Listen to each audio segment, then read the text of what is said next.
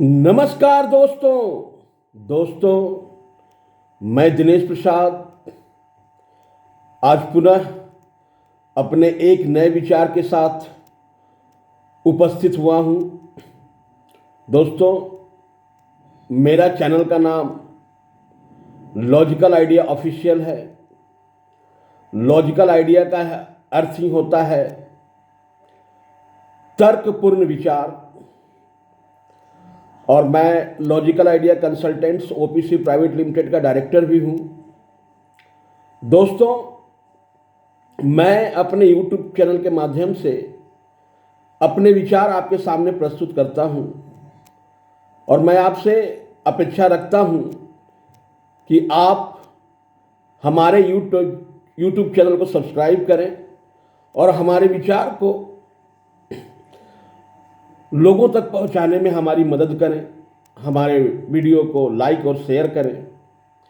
तो चलिए आज के विचार की ओर आगे बढ़ते हैं। दोस्तों, आज का मेरा विचार है चेतना क्या है और मनुष्य और जानवर की चेतना में क्या अंतर होता है। तो दोस्तों, चेतना जो शब्द है वो शब्द मनुष्य को चैतन्य रखता है, मनुष्य को सतर्क रखता है, मनुष्य को सचेत रखता है। मनुष्य का ही नहीं बल्कि ये चेतना जानवरों में भी पाई जाती है। ये गुण बहुत नैसर्गिक गुण है। ये मनुष्य और जानवर दोनों में पाई जाती है। प्रकृति के द्वारा प्रदान की गई इस गुण का सबसे बड़ा जो खासियत है कि यह मनुष्य को वर्तमान में सचेत रखता है, सतर्क रखता है, और भविष्य में तरक्की करने के लिए, यानी कि धन, सम्मान, प्यार में वृद्धि पाने के लिए ये चेतना बहुत कारगर साबित होती है। जो मनुष्य चैतन्य नहीं है, जो चेतनशील नहीं है, वो मनुष्य अपने जीवन में ज़्यादा तरक्की नहीं कर पाता है। क्योंकि जो मनुष्य चैतन्य है, जो चेतनशील है, वो मौकों को तुरंत परख लेता है और उन मौकों को परख करके वो जिंदगी में आगे बढ़ने के लिए उसको एक सीढ़ी बना लेता है, उसको एक पथ बना लेता है। तो दोस्तों, ईश्वर हमें पल पल मौका देता है, पल पल अपॉर्चुनिटी देता है।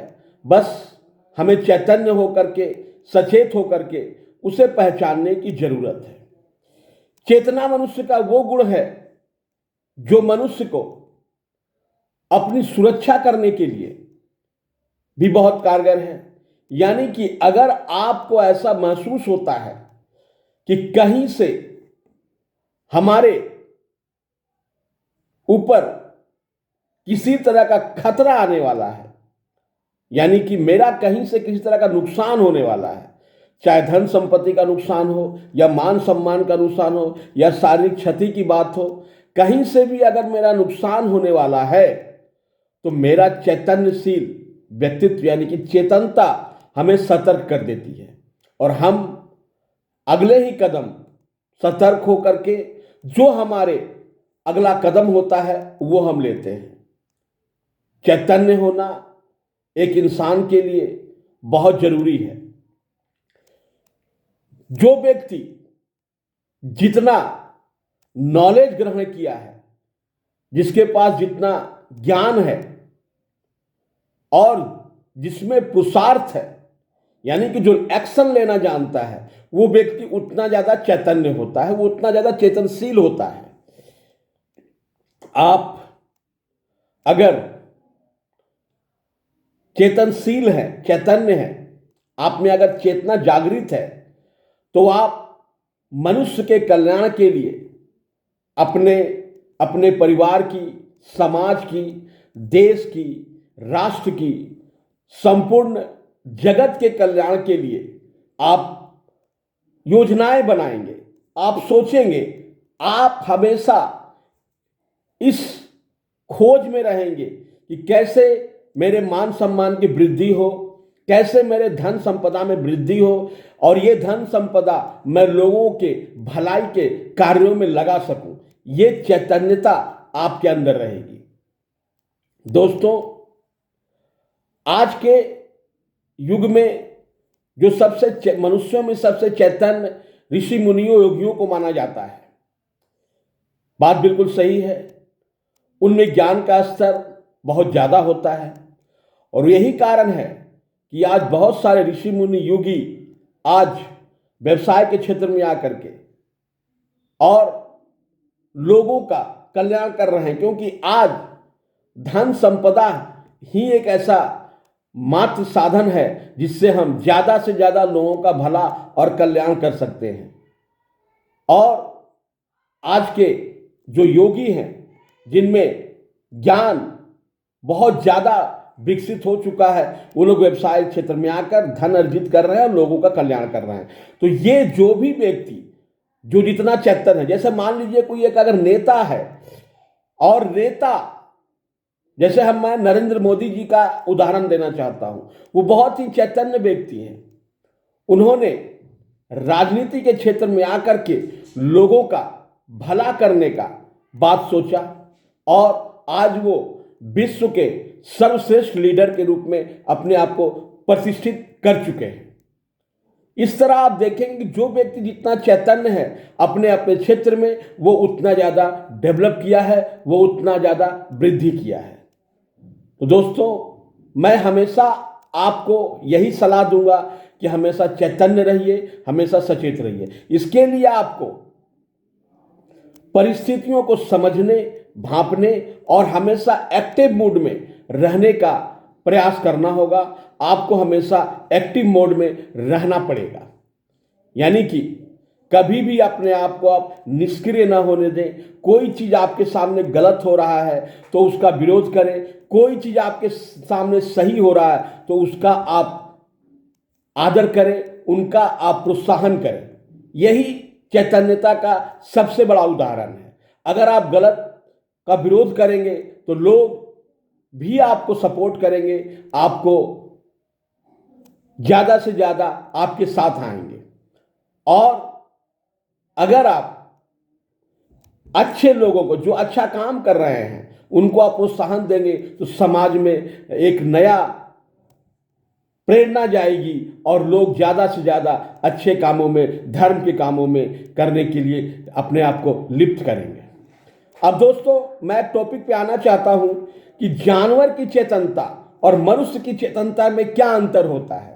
तो दोस्तों, मैं यहां पर यही कहना चाहूंगा कि जानवर और मनुष्य की चेतनता में यही अंतर है कि जानवर केवल अपने प्राणों की रक्षा के लिए और अपने भूख को मिटाने के लिए चेतनशील रहता है, चैतन्य रहता है। उसमें इतनी तक की चेतना रहती है, उसमें समाज के विकास, प्रकृति के विकास और मान सम्मान के लिए चैतन्य होने की प्रेरणा नहीं रहती है। वो केवल अपने प्राणों की रक्षा और अपने भूख को मिटाने के लिए चैतन्य रहती है। आप कभी भी किसी हिरण को देखेंगे, वो हमेशा सतर्क रहेंगे कि कहीं मुझसे कोई हिंसक जानवर उस पर आक्रमण न कर दे, और हमेशा भूख प्यास मिटाने के लिए वो चैतन्य रहेंगे। कहाँ उसे खाना मिल जाए, कहाँ उसे भोजन मिल जाए, इसके लिए वो चैतन्य रहते हैं। तो दोस्तों, मैं आपको यही कहना चाहता हूं कि आप एक मनुष्य श्रेणी के प्राणी हैं, आप मनुष्य हैं। आपको अपनी चेतना को बहुत उच्च कोटि तक जागृत करके ले जाना है। आपको अपनी चेतना को इस स्तर तक ले जाना है जाकर के कि जहां पर ज्यादा से ज्यादा हम देश, समाज और संपूर्ण जगत, संपूर्ण प्रकृति का, संपूर्ण जगत का ज्यादा से ज्यादा भला कर सके। मनुष्य का जीवन बहुत अनमोल जीवन है। इसमें हम जितना हमारी क्षमताओं को विकसित करें, जिससे ज्यादा से ज्यादा लोगों तक हम पहुंच पाए, ज्यादा से ज्यादा लोगों का भला कर सके। इससे क्या होगा, भले हम कल के डेट में ना रहे, हमारी मृत्यु हो जाए, लेकिन हमारे किए हुए कृत्य, हमारे क्रिएशंस, हमारे वो लोगों के सामने रहेंगे, वो लोगों के पास रहेंगे। हर विद्यार्थी को आज चैतन्य होने की ज़रूरत है, सचेतन होने की ज़रूरत है। हर विद्यार्थी को ये चाहिए कि ज़्यादा से ज़्यादा वो जो भी पढ़ाई लिखाई कर रहे हैं वो प्रैक्टिकल होना चाहिए, वो केवल थ्योरेटिकल नहीं होना चाहिए, केवल किताबी नॉलेज ही नहीं होनी चाहिए उसके सामने, वो उनको व्यवहारिक रूप में उसका प्रयोग करें। और ऐसे सीखने के लिए तो सारी जिंदगी है। मनुष्य अगर चाहे तो 100 साल तक बहुत स्वस्थ जीवन जी सकता है, अगर वो किसी नशे का अगर आदी ना हो जाए, अगर वो शराब जैसा जो है वस्तुओं को जो है उपयोग ना करे और हमेशा पॉजिटिव माइंडसेट में रहे, हमेशा सकारात्मक सोच में रहे, और तो एक मनुष्य का जीवन 100 वर्षों तक आराम से जिया जा सकता है।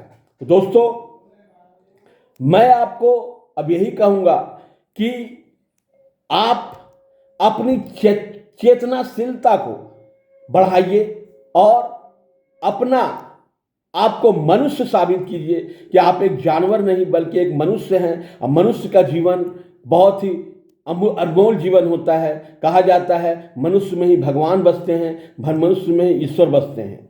तो दोस्तों, मैं आपको यही कहूँगा कि आप अपनी चेतनता को उच्च कोटि तक, उच्च श्रेणी तक ले जाइए और उस चेतनता का उपयोग, उस चैतन्यशीलता का उपयोग जगत कल्याण, राष्ट्र कल्याण के लिए करें। धन्यवाद।